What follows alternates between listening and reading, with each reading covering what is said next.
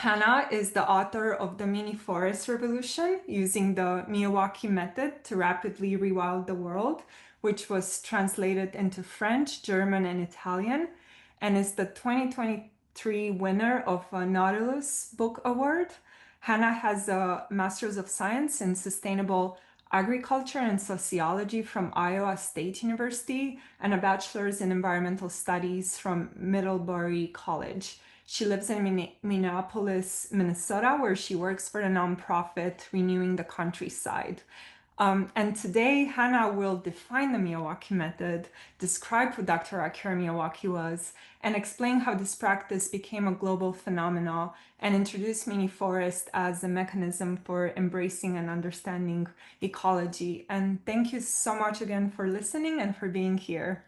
Okay, well, thank you, Alexandra, Beck, Hartman, Bio4Climate, and everybody who's here. I'm really honored to be here with you today. I also want to say that it was through Biodiversity for a Livable Climate that I discovered the importance of healthy ecosystems in relation to the climate.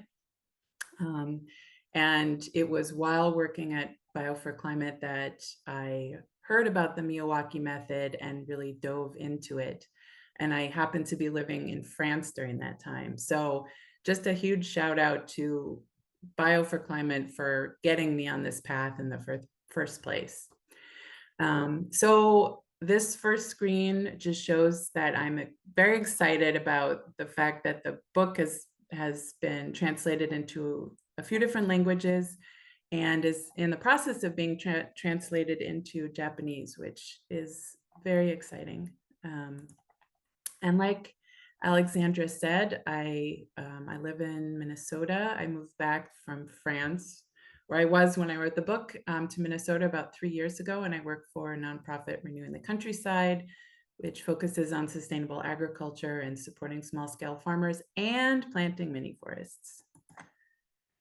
So what like Alexandra said, I am going to talk about what a mini forest is, who was Akira Miyawaki, how did this become a global phenomenon, and where are we headed with it. So I love this question, this first question, what is a mini forest? Because to me, it's a chance to talk about that root word forest. What is a forest? And a forest is sort of a broad idea that can be defined in a bunch of different ways. But when we're thinking about a forest in respect to the Miyawaki Method, we're really thinking about what is a forest ecologically speaking. And so just to get us all on the same page about that, a forest is a biological community dominated by trees where co-evolved plants, animals, and microorganisms are interacting with each other and with the environment as a functional unit. And so a mini forest is our human attempt to regrow a forest that's as natural and ecologically functional as possible, and to do that in the small spaces around where we live and work. And so planting a mini forest is different than planting trees. As you can see on the left, those are pictures of the ways we typically plant trees, often in a spaced out alignment of a single species of trees, sometimes a bunch of different species, but very much we plant them as individuals, where as they grow, we can see their full silhouette. And when we're planting a mini forest, we're planting trees as members of a biological community, where the interactions among all those different members boost the vitality of the system as a whole. And the interactions are simply things like providing food and shelter and even immune defense, between species. And so it's those interactions that make an ecosystem what it is, and that allow for all of those functions that we really value, as have been mentioned, regulating temperatures, cooling temperatures, providing habitat for biodiversity for different species, regulating temperatures and buffering storms, all of those things that we really need to see happen is provided by ecosystems in their integrity. And so this these environmental benefits that mini forests provide was really very much the impetus behind how the Miyawaki method was created and why it was created. And so much so that Professor Akira Miyawaki, who developed the method, called the forests that he made environmental protection groves or forests. And so he recognized, as we recognize, that humans depend very much on ecosystems, and yet they're being degraded and cleared all around us. And back in the 70s, he saw that. And so, so planting forests was a way to sort of build back what was being lost and is still being lost, and to do it in a community setting and to connect people to nature in the process.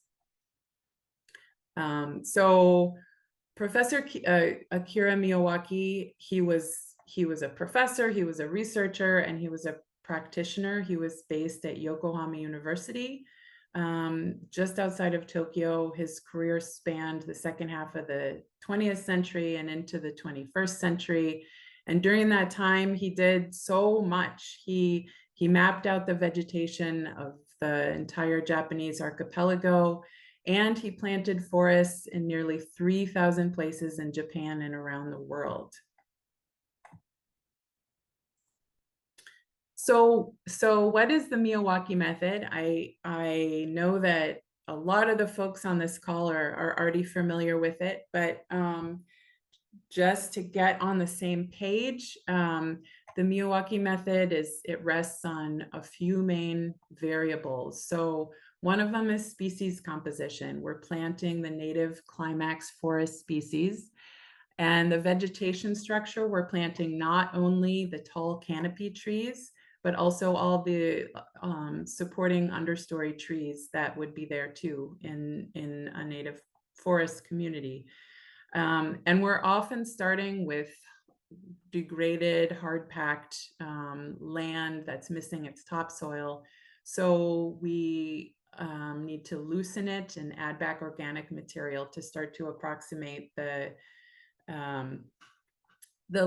loose living soil we would find in a forest. And then the density is also a very notable feature of the Miyawaki method. We're planting at least 3 plants per square yard or square meter. And then, as you can see in this picture here, we're planting when the trees are young and small. They're not creating a lot of their own shade and litter yet. And so we need to protect that soil with a thick layer of mulch. So that's kind of what the Miyawaki method is in a nutshell. And I mentioned climax forest species, which are the shade tolerant species that grow in towards the end of the process of natural ecological succession, which can take some 100 years or more to happen when it's just happening on its own. So this is a timeline here. It starts on the left with bare ground, and I think all of us can picture vacant lots in our surroundings, and we know that the first plants to colonize those vacant lots are small, fast-growing, short-lived plants that make a lot of seed. They take advantage of all the sunlight and space. And then if if it's left undisturbed for longer, we start to see bigger plants, slower growing, longer living plants, perennials. Eventually, we start to see woody shrubs and pioneer trees. And through those changes in the vegetation and through those through those waves, the plants are actually changing the conditions of the site. So the roots are loosening up the ground. The plants are creating shade, they're adding organic material, and they're holding moisture. And so at some point, you may get some of the shade tolerant climax species that don't mind growing in that dapple shade that's been created.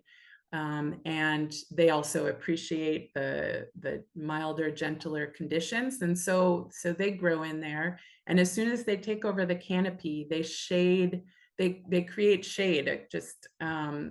And so the earlier species that had been there that needed light can no longer be there. And so you've created sort of a somewhat stable system where those plants that have taken over the canopy and their seeds can germinate in the shade, but all the ones that need sun of the earlier successional period can no longer grow in there. So that's what a climax community is. And so the Miyawaki method, it takes note of that successional process and sidesteps it by planting the climax tree species directly.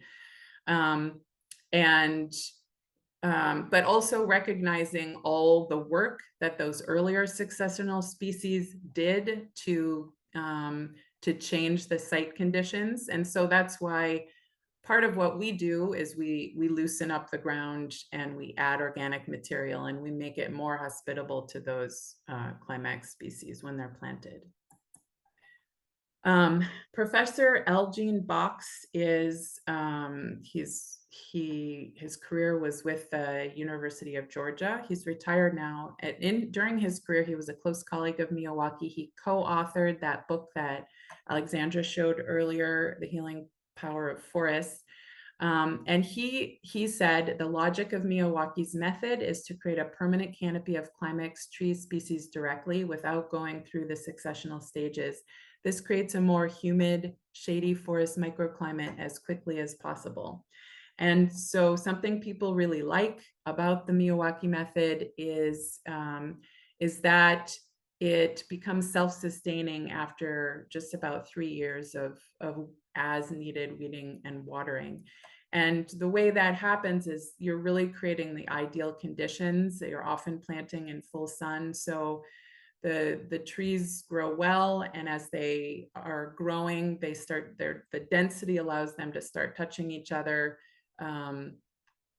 pretty soon. And so then you get that canopy that shades out the weeds and holds moisture in the area so that weeding and watering is no longer needed. And it's kind of, it's ready to just continue growing on its own.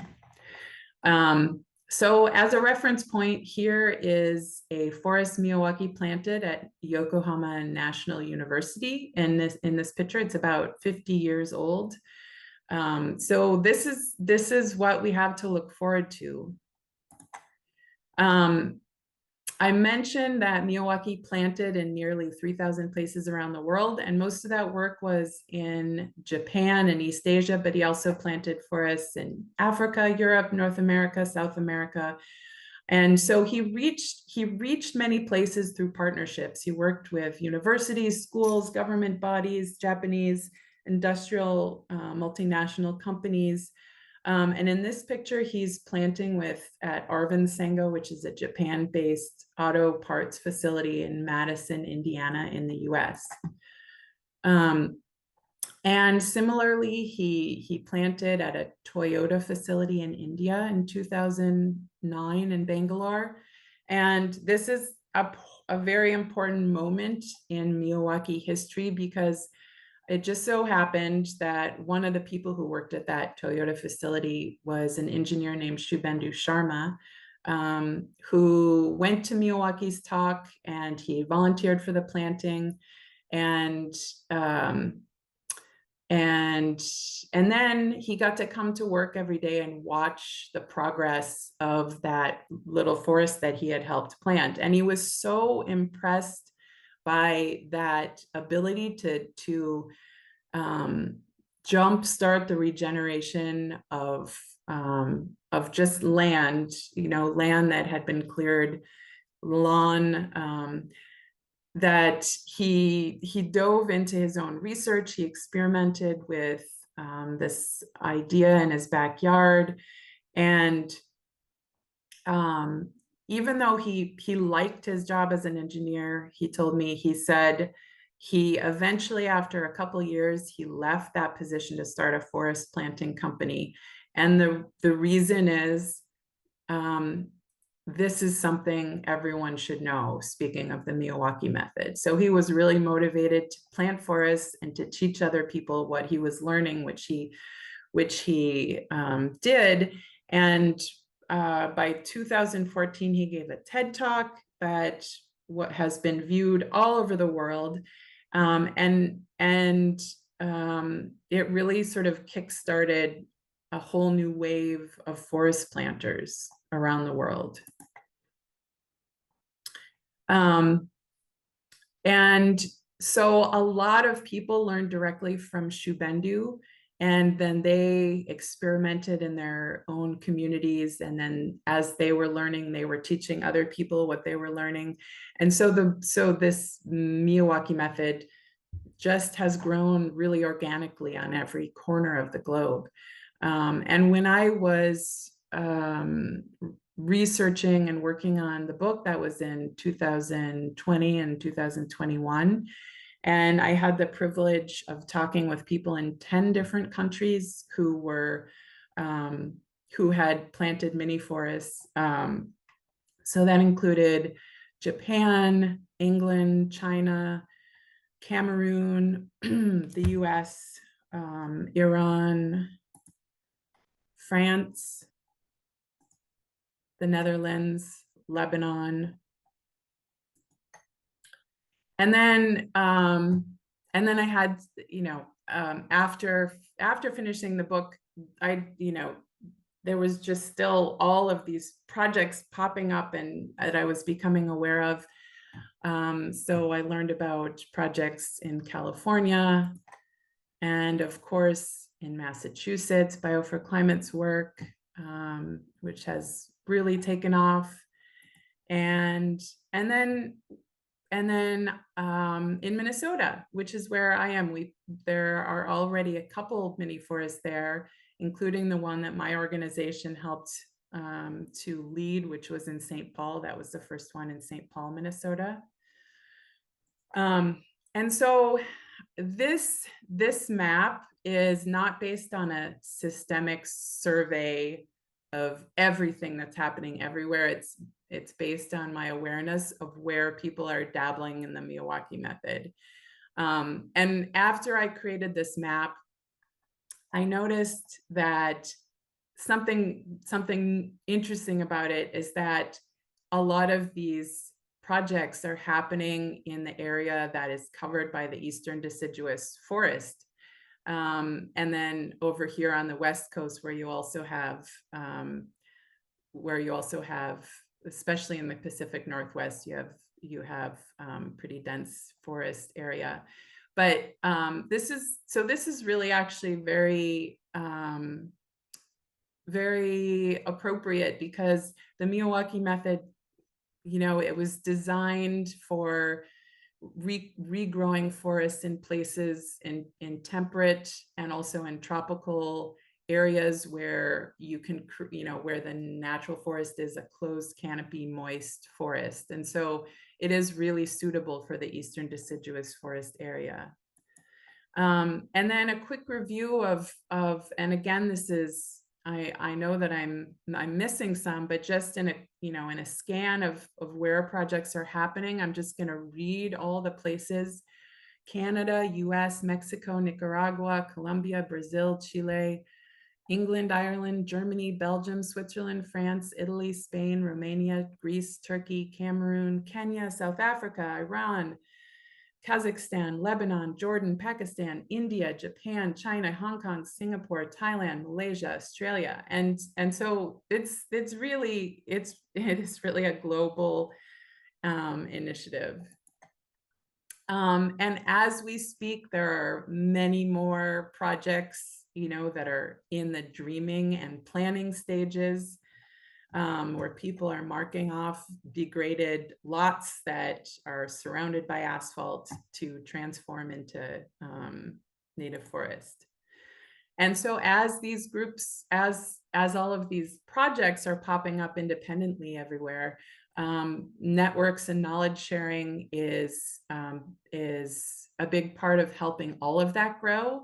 And so this conference here is a wonderful example of that, the Northeast Miniforest Summit.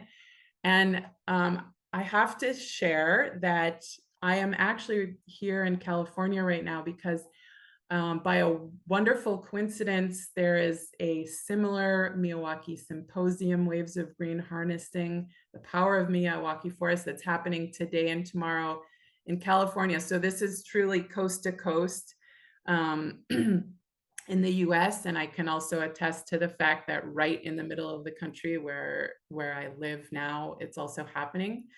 And then other networks, the Network of Nature in Canada got up and running in about 2023. They're providing a monthly community of practice meeting, educational materials, and financial support to projects.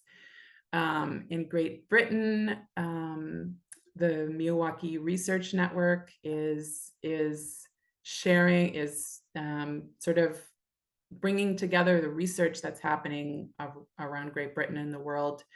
And so what's cool is as people are getting started with projects, they're also wanting to learn about, just verify the effects that we're hoping the mini forests will have in terms of water infiltration rates, biodiversity support, and temperature reduction, thermal comfort, carbon sequestration. All of those things are being measured in projects as they're getting started. So we're going to see more and more data on all of that coming through in the future too. And then I'll just end with this picture here is from the first international symposium on the Miyawaki Method, which happened at Yokohama University last October.